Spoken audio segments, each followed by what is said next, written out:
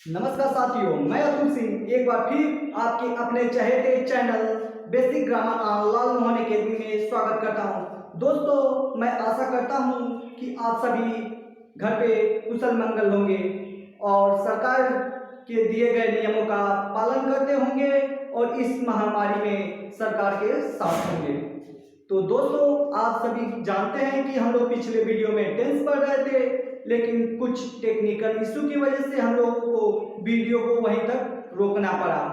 तो दोस्तों, आप सभी को पता है कि हम लोग वीडियो कुछ पढ़ाने से पहले एक अच्छे से थॉट से वीडियो की शुरुआत करते हैं। तो दोस्तों, आज का थॉट यह है कि असफलता केवल यह सिद्ध करती है कि सफलता का प्रयास पूरे मन से नहीं हुआ। अगर दोस्तों सफलता का प्रयास पूरे मन से हुआ रहता तो हम लोग असफल ही क्यों हुए रहते। तो दोस्तों, अब हम लोग स्टार्ट करते हैं टेंस। तो दोस्तों, पिछले वीडियो में हम लोग टेंस का इंट्रोडक्शन पढ़ चुके थे। टेंस क्या होते हैं, टेंस कितने प्रकार के होते हैं। तो दोस्तों, टेंस तीन प्रकार के होते हैं, present tense, past tense and future tense.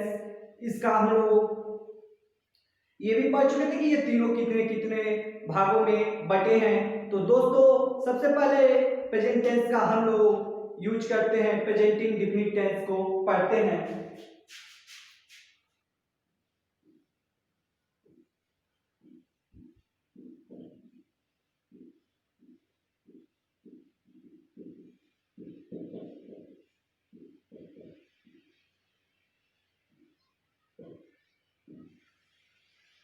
तो दोस्तों, कैसे पहचानेंगे कि कोई भी वाक्य प्रेजेंट इंडेफिनिट टेंस है या नहीं है। तो दोस्तों, जिन वाक्य में मुख्य क्रियाओं के बाद ता है, ती है, ते हैं आदि शब्द का बोध ज्ञान होता हो, उसे हम लोग प्रेजेंट इंडेफिनिट टेंस के कैटेगरी में रखते हैं।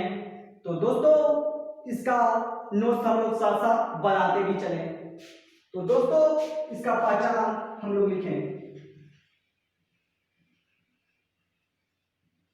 दोस्तों, पहचान को हम लोग इंग्लिश में रिकॉग्नाइज करते हैं।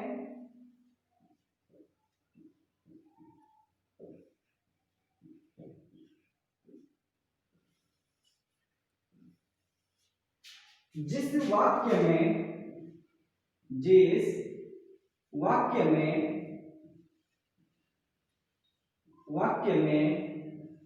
मुख्य क्रियाओं के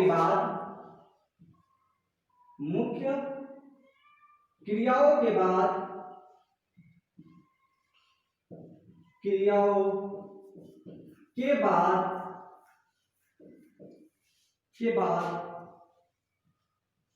ता है, ती है, ते हैं आदि शब्द का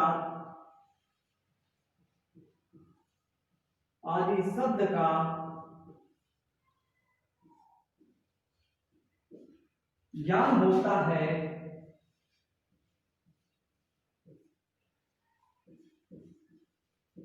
होता है। ऐसे सेंटेंस को, ऐसे वाक्य को हम प्रेजेंट इंडेफिनिट टेंस करते हैं।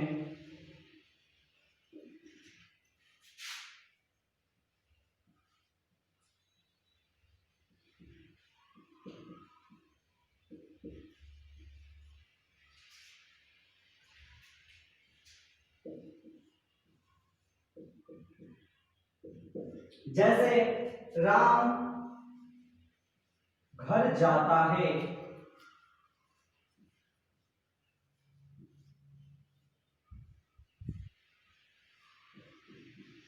दोस्तों देखिए, यहां पे जाता क्या है, ये मुख्य क्रिया है। मुख्य क्रिया ता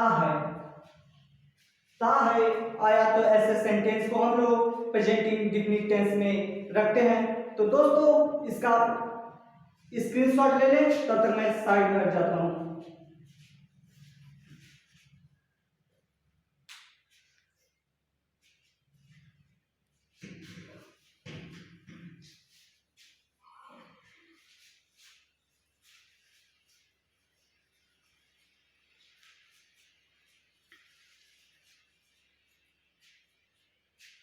दोस्तों प्रेजेंट इंडेफिनिट टेंस में सबसे पहले हम लोग अफर्मेटिव सेंटेंस पढ़ेंगे।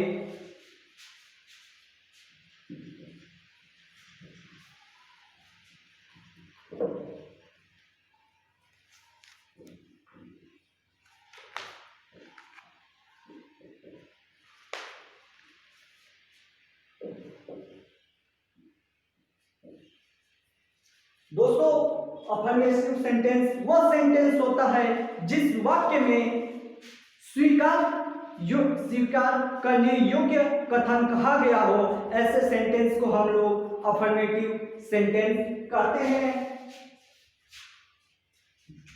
जिस वाक्य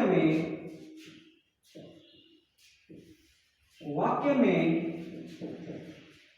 स्वीकार योग्य कथन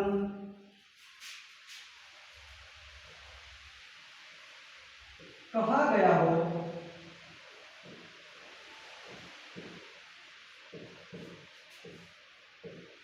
ऐसे सेंटेंस या वाक्य अफर्मेटिव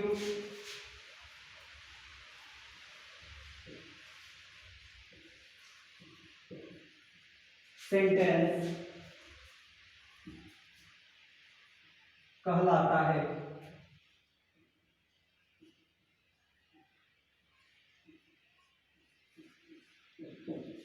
जैसे राम आम खाता है, राम जैसे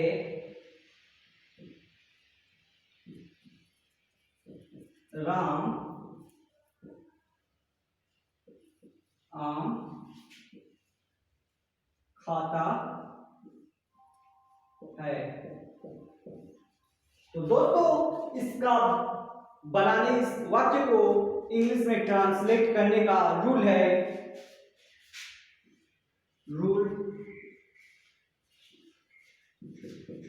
सब्जेक्ट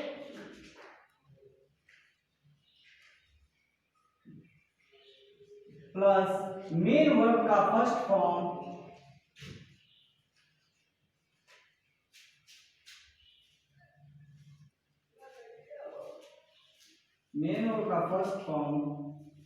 प्लस ऑब्जेक्ट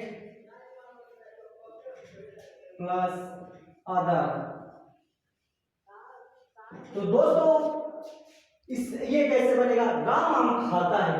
तो दोस्तों सबसे पहले हम लोगों को लिखना है सब्जेक्ट। तो दोस्तों सब्जेक्ट इसमें क्या है, पिछली वीडियो में हम लोग बता चुके हैं, जिसके बारे में कहा जाता हो, वो क्या होता है? सब्जेक्ट होता है। तो दोस्तों यहाँ पे किसके बारे में कहा जा रहा है? राम के बारे में कहा जा रहा है। तो सबसे पहले दोस्तों हम लोगों को राम को लिखना है। तो सब्जेक्ट इसमें क्या हो गया? राम। दोस्तों थोड़ा सा यहाँ पे छूट गया है, subject plus main verb plus s और es plus object plus other होता है। दोस्तों यस और ईएस कब लगता है? जब सब्जेक्ट सिंगुलर हो। जब सब्जेक्ट सिंगुलर हो तो उसमें मेन वर्ब के साथ यस और ईएस जुड़ जाता है। तो दोस्तों यहाँ पे होता है, यहाँ पे राम, यहाँ पे क्या है? राम अकेला है, तो वो वाक्य क्या है? सिंगुलर है। तो दोस्तों यहाँ पे मेन वर्ब के साथ यस और ईएस जुड़ जाएगा। तो दोस्तों यहाँ पे राम प्लस मेन वर्ब लिखना है, तो मेन वर्ब इसका इट हो जाएगा, और ये सिंगुलर है इसके लिए इसमें यस जुड़ जाएगा इट। और क्या खाता है? The mango. क्या खाता है? The mango. तो दोस्तों मैं साइड बन जाता हूं, तब तक आप स्क्रीनशॉट ले लें।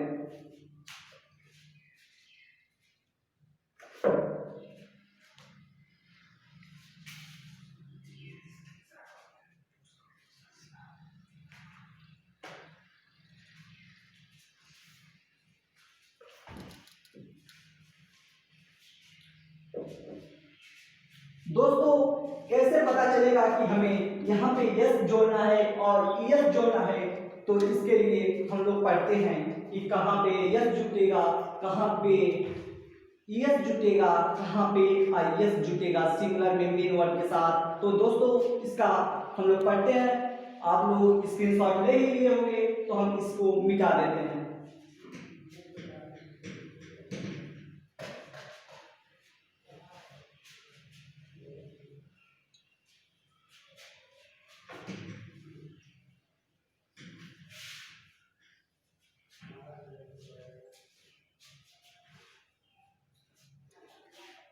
दोस्तों जिन मुख्य क्रियाओं के अंत में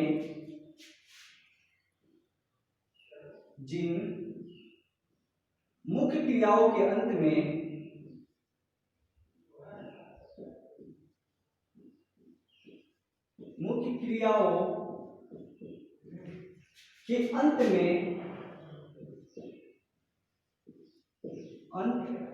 में ओ हो, उसके साथ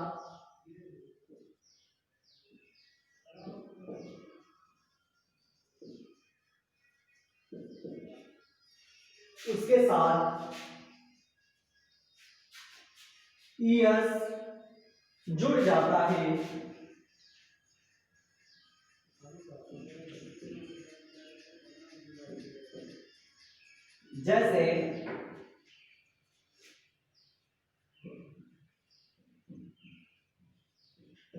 जैसे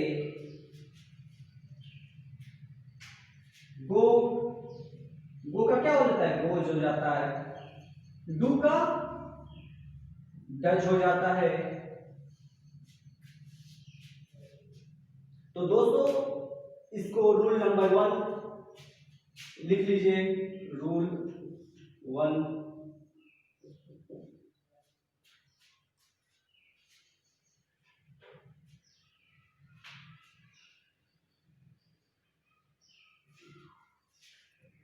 दोस्तों रूल नंबर 2 ये है,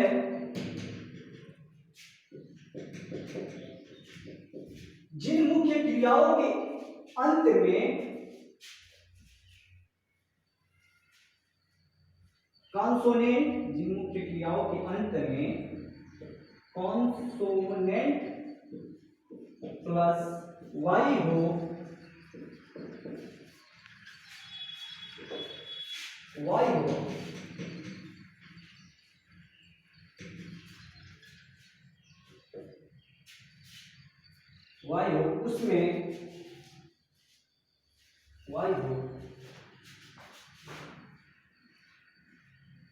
उसमें आईईएस जुड़ जाता है।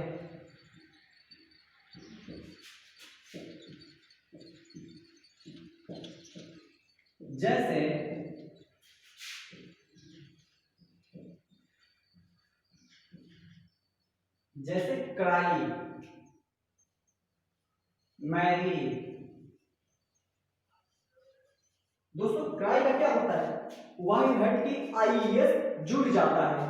यहाँ पे क्या होता है? क्राई CRIES, और यहाँ पे वाई घट के आईएस से भी जुड़ जाएगा, तो ये भी हो जाएगा मैरिज। तो दोस्तों इसका भी आप स्क्रीनशॉट ले लें, तब तक मैं साइड में हट जाता हूं।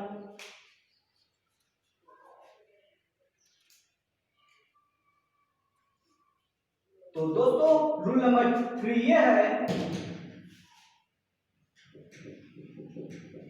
जिन मुख्य क्रियाओं के अंत में वावेल प्लस वाई हो, वावेल प्लस वाई हो, उसमें सिर्फ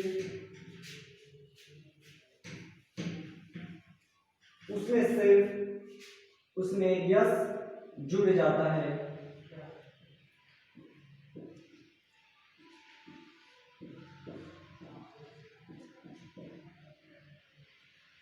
जैसे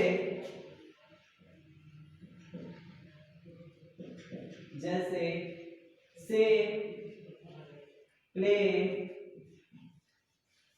दोस्तों देखिए यहाँ पे वावेल प्लस वाई, तो यहाँ पे क्या हो जाएगा? यहाँ पे शिफ्ट हो जाएगा, स्लेज हो जाएगा और यहाँ पे प्ले का से प्लेज हो जाएगा। तो दोस्तों मैं आशा करता हूं कि आप सभी यस कहाँ लगेगा, IES कहाँ पे लगेगा और ES कहाँ पे लगेगा आप लोगों को अच्छी तरह से समझ में आ गया होगा। मैं साइड में जाता हूं, तब तक इसका भी आप लोग स्क्रीनशॉट ले लें।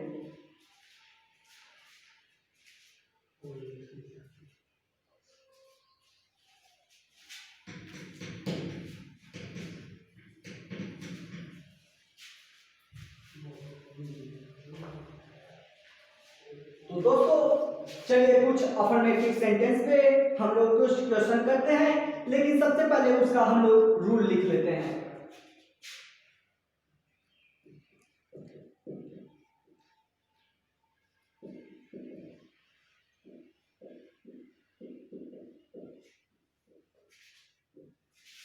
अफर्मेटिव सेंटेंस का रूल यह है, सब्जेक्ट प्लस मेन वर्ब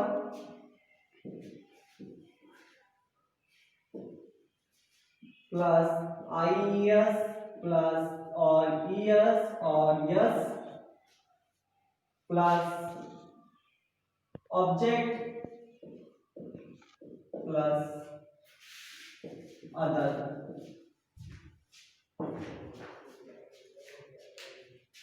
तो दोस्तों एग्जाम्पल फर्स्ट, जैसे राधा किताब नहीं पढ़ती है। राधा किताब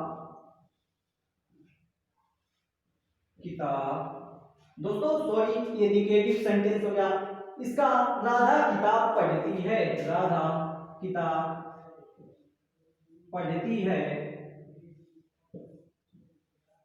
दोस्तों यहां पे आ गया ती है, तो ये कौन सा सेंटेंस हो गया, प्रेजेंट इंडेफिनिट टेंस हो गया। तो दोस्तों इसका बनेगा, पहले लिखेंगे सब्जेक्ट। सब्जेक्ट इसमें क्या है, राधा। किसके बारे में कहा जा रहा है, राधा के बारे में। तो दोस्तों इसलिए यहां पे राधा क्या हो गई, सब्जेक्ट हो गई। तो राधा हो गया दोस्तों। अब हम लोग को क्या लिखना है, मेन वर्ब। मेन दोस्तों यहाँ पे एक बात का ध्यान दे दीजिएगा, यहाँ पे क्या है, राधा सिंगुलर है। राधा क्या है, सिंगुलर है। तो मेन वर्ब में IES या ES और यस जुड़ेगा। दोस्तों राधा है, रीड भी क्या जुड़ जाएगा, यस जुड़ जाएगा। रीड्स क्या पढ़ती है, द बुक। क्या पढ़ती है, द बुक। दोस्तों ये बातें तो समझ में आ गई होगी। अगर जहां पे आप सभी को नहीं समझ में आए, आप कमेंट बॉक्स में हमसे पूछ भी सकते हैं दोस्तों। और आपको एग्जांपल दे देता हूं, मैं मैदान में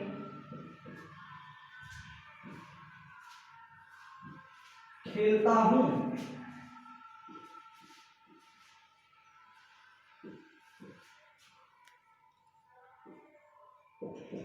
तो दोस्तों यहां पे किसके बारे में कहा जा रहा है, मैं के बारे में। मैं आई लेकिन क्या होता है, सिंगुलर ना होके प्लूरल होता है। यहां पे मैं को इंग्लिश में आई सब्जेक्ट हो गया प्लस मेन वर्ब क्या हो गया, खेलना। तो यहाँ पे प्लूरल के साथ यस और ES और IES नहीं लगता है। तो यहाँ पे I play in the field. I play in the मैदान का हो जाता है फील्ड।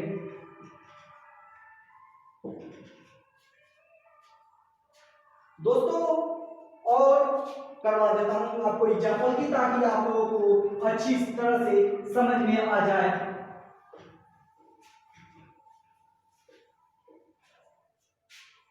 राम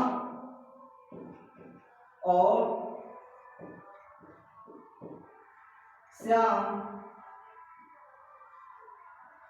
बाजार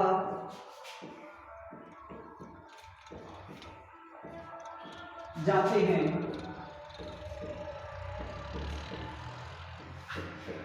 तो दोस्तों यहाँ पे सब्जेक्ट सिंगुलर है या प्लूरल आप लोगों को कैसे पता चलेगा दोस्तों? तो देखिए यहाँ पे राम और श्याम, तो सब्जेक्ट क्या हो गया? प्लूरल हो गया। तो यहाँ पे जो मेन वर्ब है, तो मेन वर्ब के साथ यस और ईएस और आईएस नहीं जुड़ेगा। तो दोस्तों राम एंड श्याम हो जाएगा राम एंड श्याम, राम एंड श्याम। यहाँ पे प्लस मेन वर्ब का क्या होगा? जाना, जाते। तो यहाँ पे जाते का क्या होगा? Go. Ram and Shyam go. कहाँ जाते हैं? Go to the market. कहाँ जाते हैं? To the market. बाजार को हम लोग इंग्लिश में मार्केट बोलते हैं।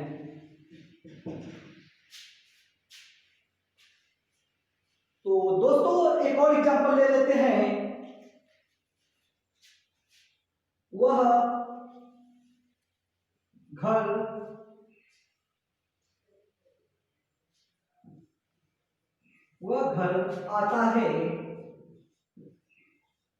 आता है। तो दोस्तों यहाँ पे सब्जेक्ट क्या हो गया? सिंगुलर हो गया। तो सिंगुलर हो गया तो यहाँ पे सब्जेक्ट का क्या हो जाएगा? ही हो जाएगा। और जब सब्जेक्ट सिंगुलर हो जाए तो मेन वर्ड के साथ यस और आई यस या ईएस जुड़ जाता है। तो आता का होता है कम। तो क्या कम का क्या हो जाएगा? कम्स हो जाएगा। He comes.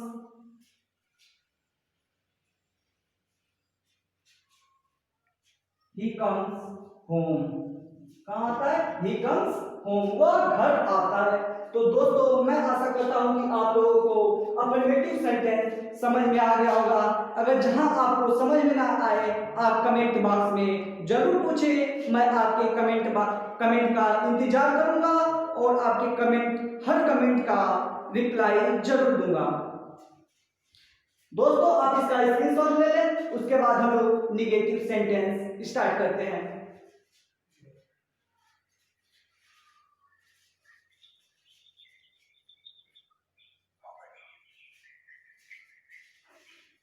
दोस्तों हम सोचे थे कि हम लोग वीडियो ज़्यादा बड़ा नहीं बनाएंगे, छोटा बनाएंगे, क्योंकि बच्चों को देखने में परेशानी ना हो।